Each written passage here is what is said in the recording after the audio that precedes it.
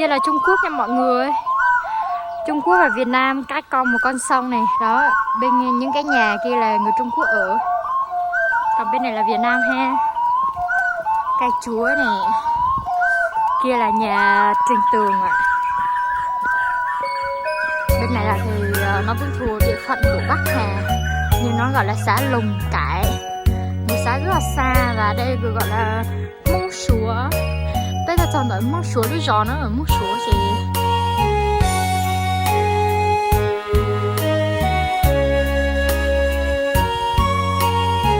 Ui, có hải lục đau à. Nó hải đau kia là xem mình tao á. Nhớ rong à, nó chế lắm.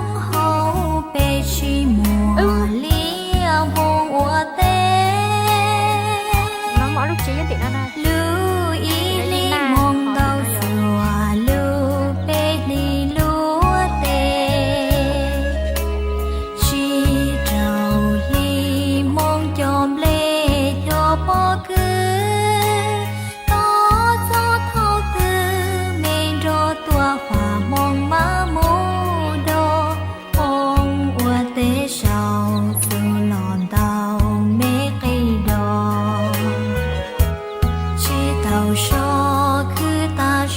Tết của các bạn nhỏ ở vùng cao chỉ có như vậy thôi mọi người ạ.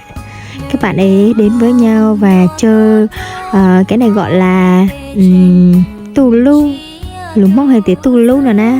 Cô chú chỉ bỏ hải lý trà thia ta chỉ lúng mong ngủ tù lu nữa nè.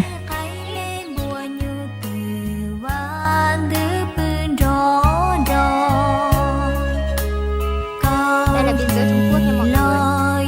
Đây là các bạn chị các bạn chơi cái này gọi là gì nhỉ? Biết không? Em học lớp mấy rồi? Học lớp 5 hả? Wow. Đánh trống 5 tháng hả?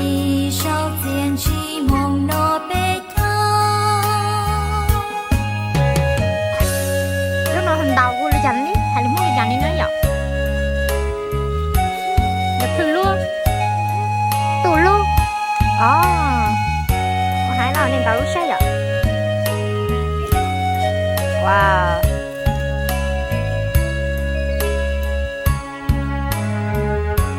À, một bạn làm có hai bạn kia đánh nó không? Rồi đến lượt anh đánh nè, đến lượt anh đánh nè.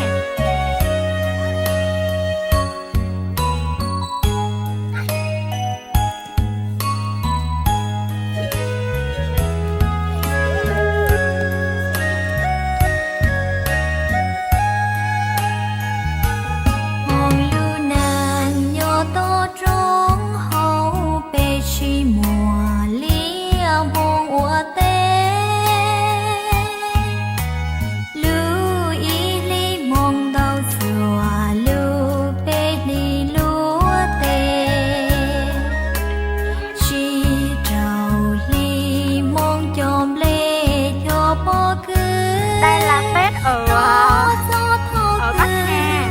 Và cái sao